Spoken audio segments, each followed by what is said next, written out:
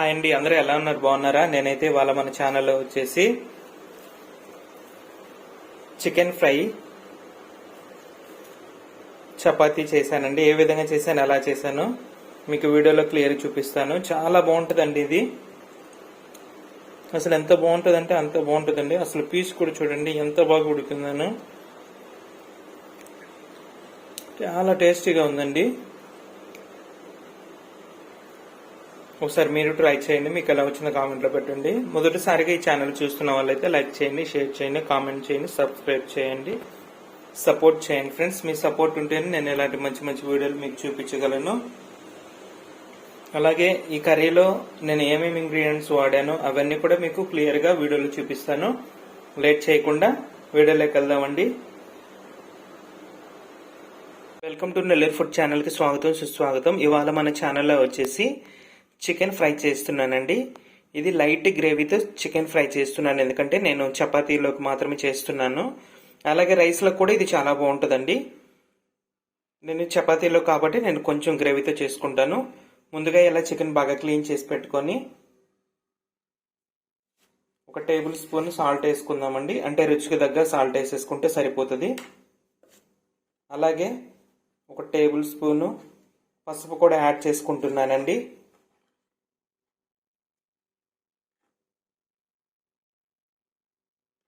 అలాగే రుచికి తగ్గ కారం కూడా యాడ్ చేసుకుంటున్నాను.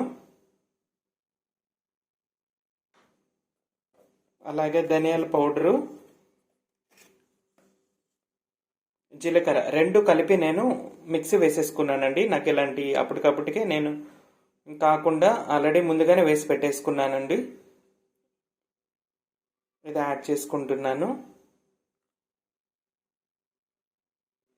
అలాగే పెరుగు కూడా యాడ్ చేసుకుంటున్నానండి నేను.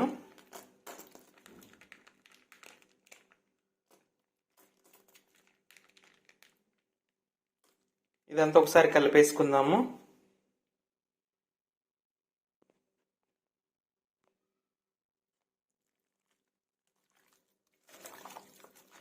ఇదంతా కూడా పీసులకు బాగా పట్టేటట్టు కలిపేసుకుందామండి.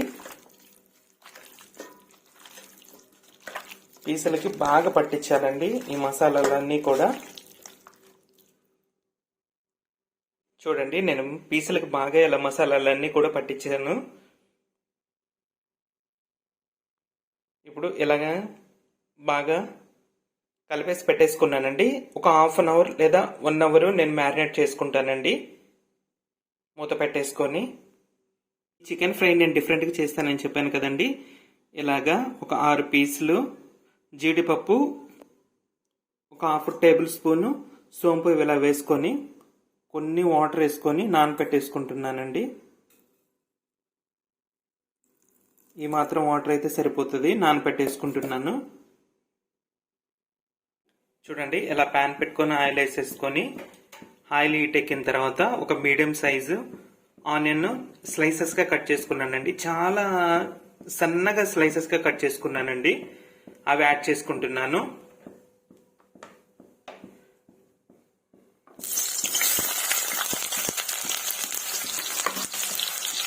ఈ ఆనియన్స్ అన్నీ కూడా గోల్డెన్ బ్రౌన్ కలర్ వచ్చేంత వరకు ఫ్రై చేసుకున్నాము.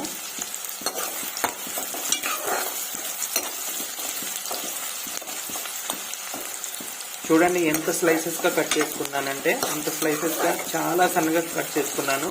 ఎందుకంటే మనకు ఆయిల్లో ఆనియన్ బాగా ఫ్రై అవుతుందండి ఇలాగ కట్ చేసుకోవడం వల్ల. చూడండి, ఆనియన్స్ ఇలా ఫ్రై అయిన తర్వాత మనం ముందుగానే మ్యారినేట్ చేసి పెట్టుకున్న చికెన్ యాడ్ చేసుకుంటున్నామండి.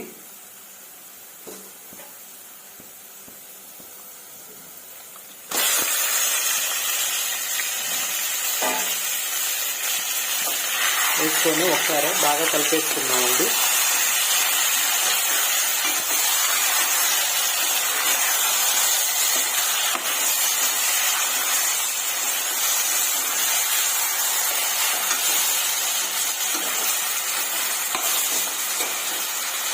చికెన్ని బాగా ఉడికిచ్చేసుకున్నామండి.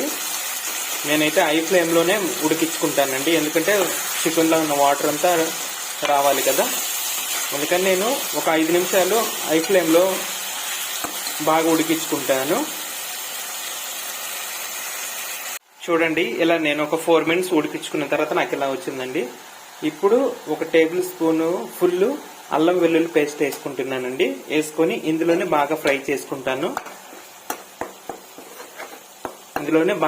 చేసుకుంటానండి. పచ్చి వాసన పోయేంత వరకు అల్లం వెల్లుల్లి పేస్ట్ ముద్ద ఇలాగే బాగా ఫ్రై చేసుకుంటాను. చూడండి మనం వేసుకున్న అల్లం వెల్లుల్లి ముద్ద కంప్లీట్ గా బాగా ఫ్రై అయిపోయిందండి. చూడండి అసలు ఎంత బాగా కుక్ అవుతా ఉందో. ఇప్పుడంతా కూడా ఒకసారి కలిపేసుకుందాము.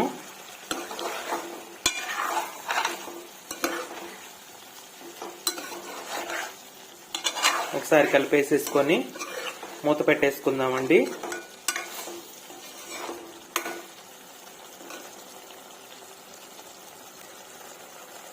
చికెన్ ఉడుకుతుండగా మనం చిన్న మసాలా వేసుకుందామండి. ఒక మీడియం సైజు టమోటాని ఇలా కట్ చేసి వేసుకున్నాను మిక్సీ జార్లో. అలాగే కొత్తిమీర పుదీనా 2 కలిపి నేను కట్ చేసి యాడ్ చేసుకుంటున్నానండి. అలాగే మనం ఇందాకలో నానబెట్టాం కదండి జీడిపప్పు అండ్ సోంపు, ఈ వాటర్తో కలిపి నేను ఇందులో యాడ్ చేసుకుంటున్నానండి. ఒకసారి ఇవి బాగా మెత్తగా మిక్సీ కొట్టేసుకుందామండి. చూడండి మనం మిక్సీ వేసుకున్న తర్వాత పేస్ట్ ఇలా వచ్చిందండి. ఇప్పుడు తీసుకెళ్లి మనం ఇది కర్రీలో యాడ్ చేసుకుందామండి. చూడండి మన చికెన్ కర్రీ ఎలా కుక్ అవుతుందనో ఇప్పుడు ఇదంతా కూడా యాడ్ చేసుకుందామండి. యాడ్ చేసేసుకొని మొత్తం కలిపేసుకుందామండి ఒకసారి. ఇందులో అయితే వాటర్ అయితే అవసరం లేదండి, ఎందుకంటే మనం టమోటా వేసాము ఆల్రెడీ. చికెన్లో నుంచి వాటర్ కూడా వస్తుంది కాబట్టి మనకి 2 అయితే సరిపోతాయండి. ఇంకా వేరే వాటర్ ఏమైనా అడిషనల్గా యాడ్ చేయాల్సిన అవసరం లేదు. ఈ స్టేజ్లోనే ఒకసారి మీరు ఉప్పు కారాలన్నీ కూడా చూసుకోండి. నాకైతే పర్ఫెక్ట్గా సరిపోయాయండి.